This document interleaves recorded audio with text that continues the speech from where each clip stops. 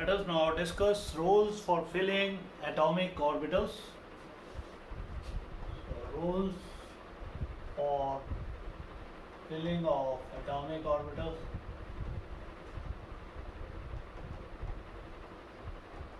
So, there are four important rules. First is Pauli's exclusion principle.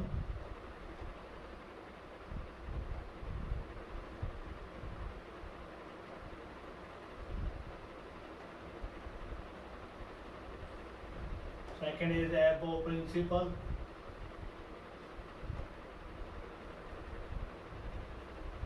Third is Hund's rule.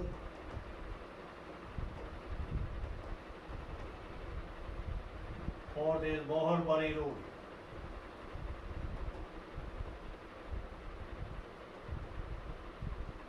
First of all, we will discuss Abbo principle.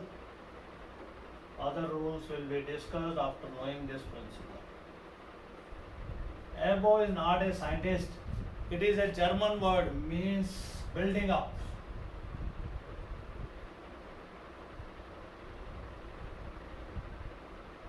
How to build up orbitals by filling electron. So it states that in the ground state,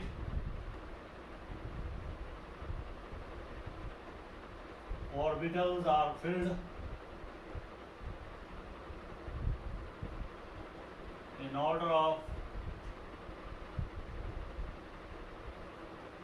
increasing their energies.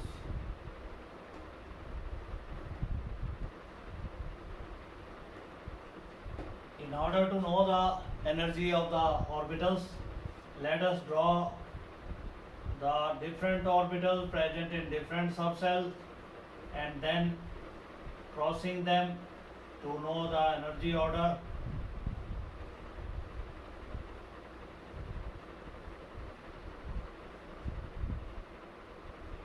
This is first cell which has only one subcell, second has 2s and 2p, 3 has 3s, 3p, 3d, 4s, 5s, 6s, 7s, 8s and so on. Then we have 4p, 4d, 4f, 5s, 5p, 5d, 5f, 6x, 6p, 6d, 7s, 7p and so on. Now crossing these boxes in a parallel manner. First of all, there is order of 1s, then we come to 2s, after that we have 2p subcell in order of energy, then we have 3s, then we have 3p, after that we have 4s, then we have 3d, 4p and 5s, after 5s we are having 4d, 5p, 6s and this is 4f, 5d, 6p, 7s and then we have 5f, 6d, 7p and 8s. So this is the order. Capacity of S subcell is to take 2 electrons, capacity of P subcell is to take 6 electrons, D subcell to take 10 electrons, F subcell to take 14 electrons. So by knowing this rule, we can fill up the different orbitals and we can establish the electronic configuration of the different atoms or ions. Then we have the second important principle, that is called as Pauli's exclusive principle.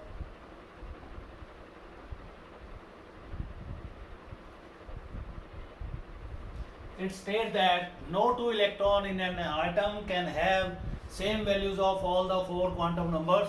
They may have same values of first 3 quantum number, but they must differ in the value of 4th quantum numbers. So no two electron in an atom can have same values of all the 4 quantum numbers. They may have same value of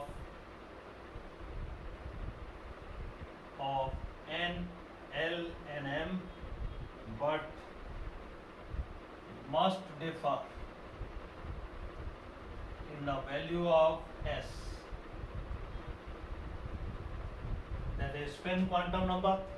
So this is a very important rule that is called as Pauli's exclusion principle.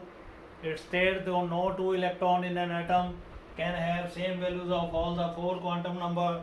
They may have same values of the first three quantum number, but they will definitely differ in the value of fourth quantum number. So now let us see prove this law by taking configuration of helium. Helium atomic number is 2, its configuration is 1s2, so its electron will be like this. N is 1 for both the electrons, L is 0, since S sub cell M is also 0. Spin quantum number, this is a clockwise spin, then we have anti-clockwise spin for other. So they have same values of first three quantum number, they are differing in the value of fourth quantum number. This is our Pauli's exclusion principle. Then we have Hund's rule of maximum multiplicity.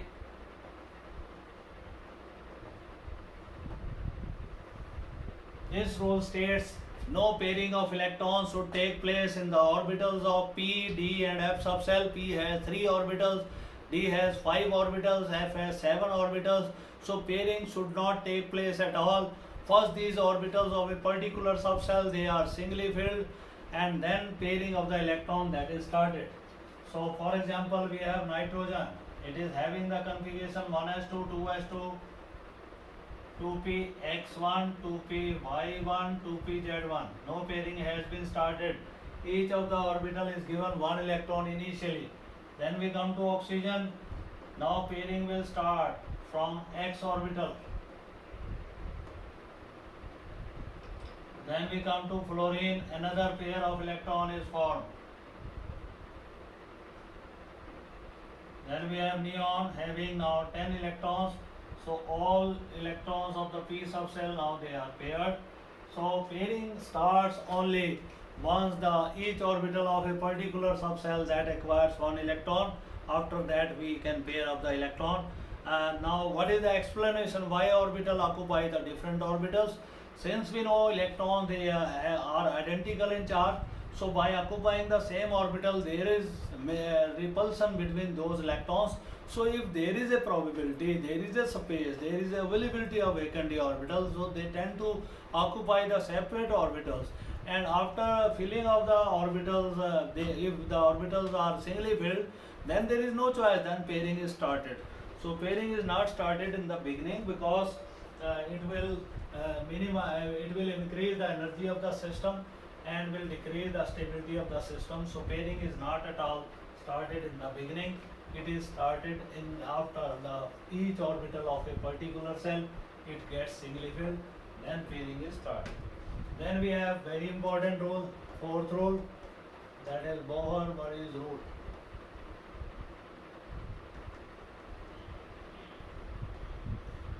This rule states the orbital which are having less sum of n plus l, orbitals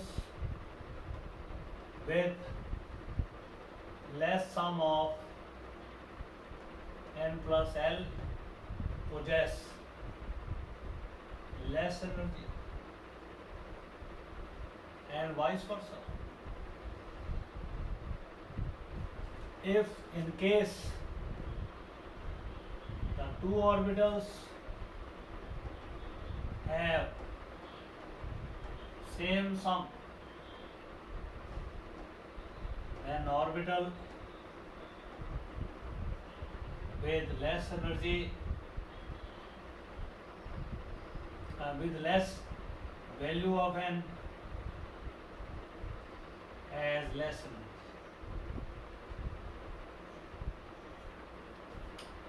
Example, we have comparison of 4s with 3d and 4p. In this case, value of n is 4, L is 0. Here, value of n is 3, L is 2. Here, value of n is 4, L is 1. So this is having 4, this is having 5, this is 5. In the case the value of n plus L is same, then the orbital with less value of n, 3D, it has less energy than 4p, and 4s, it automatically has less energy than 3D and 4p. So this is our fourth rule. After knowing these rules, let us now determine the electronic configuration of first 30 elements. So first 30 elements we are writing one by one. So our next question is, write electronic configuration of first 30 elements. So element to be kept in mind, you can know them by learning adding their symbols. Ha, he, li, babe, kano, phony. Up to now we have covered 10 elements. Then we have nam, je, al, se, pas, kal, argon. Then after this, up to now we have 18 elements: kaka, sakti, vakar, manfi, phony, kujan. Now we have 30. So now configuration is 1s1. It is atomic number 1, 2, 3, 4, 5, 6, 7, 8, 9, 10.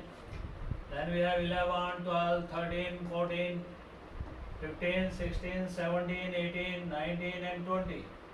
This is 29, 28, 27, 26, 25, 24, 23, 22, 21. So now configuration is 1s2 here. It is 1s2, 2s1. This is 1s2, 2s2. Then we have 1s2, 2s2, 2p1. Here 2p2, that is 2px1, 2py1. Here we will be having 2p3, 2px1, 2py1, 2pz1. We have studied just now. Oxygen we have taken 2p4, X is paired here. In this case 2p5, Y is also paired. In this case 2p6, Z is also paired here. Now we come to sodium. It is neon core, configuration 3s1. Then we have neon, configuration is 3s2. Again neon, configuration 3s2 and then 3p1. So similarly 3p2, 3p3, 3p4, 3p5, 3p6. Now we come to conclusion. Argon 3, 4s1.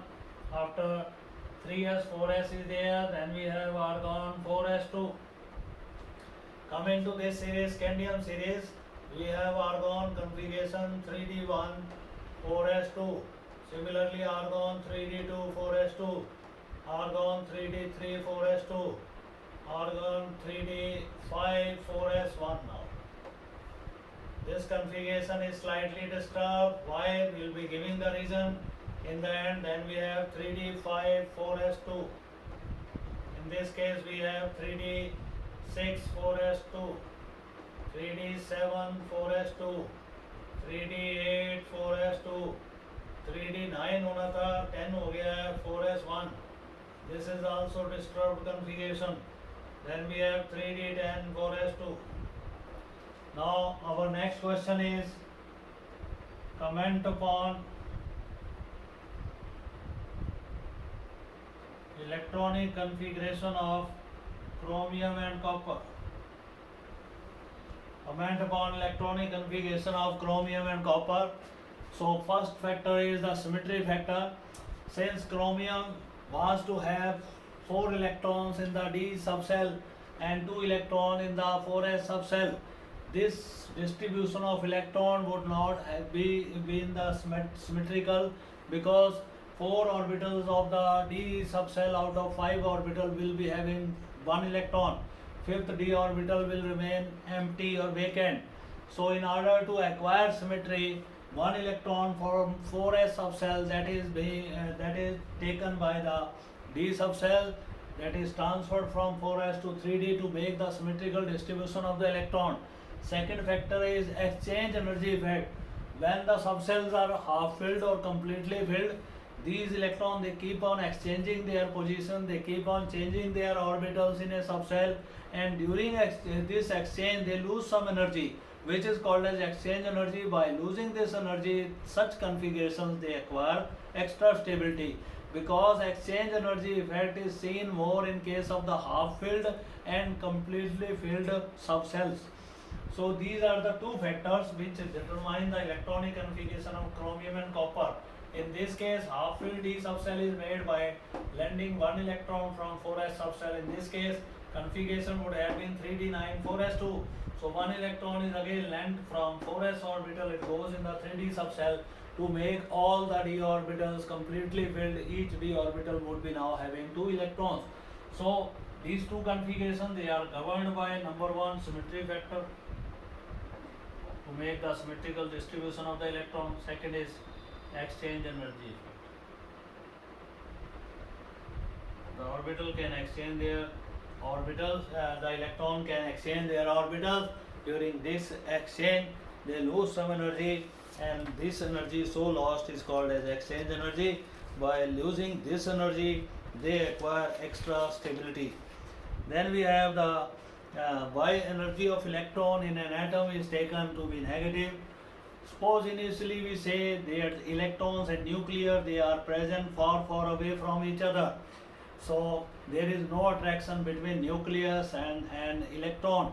When electron starts coming nearer to nucleus, then the attractive force that starts dominates, and after some time the repulsive force will also come into the action. But initially the attractive force that dominates. When there is attraction between two oppositely charged species, then there is a release of energy. The energy is released from this system. Initially the energy was zero, there was no attraction, no repulsion between positively charged nucleus and negative electron.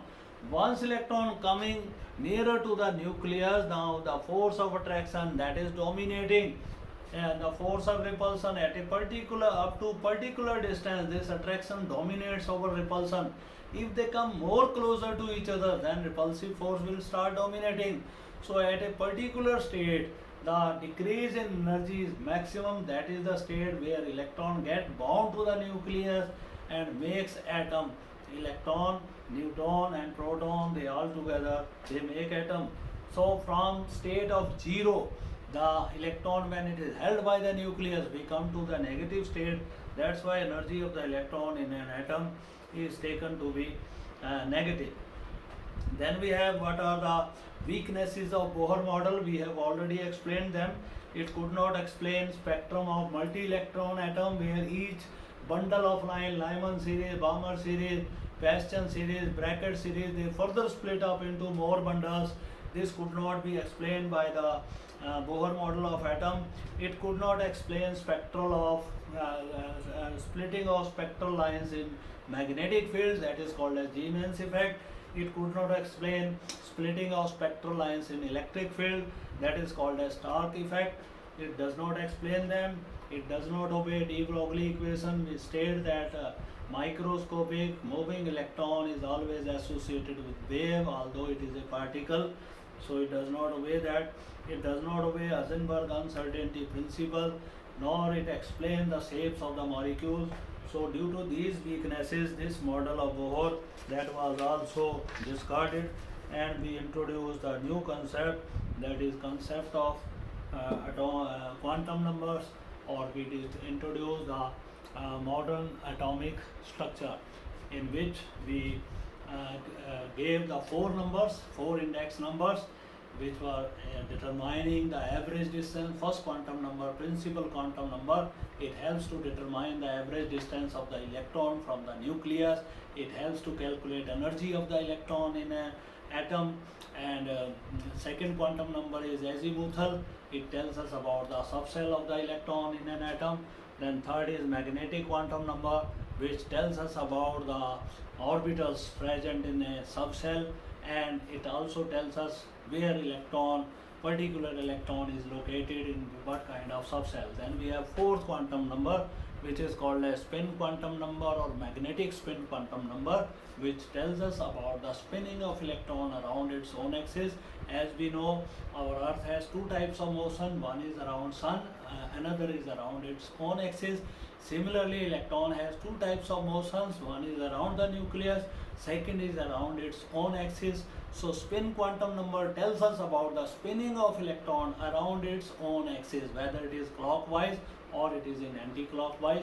So these are four quantum numbers. This is all about our unit atomic structure. Tomorrow we'll take with the next unit, that is classification and periodicity of the element. Thank you very much.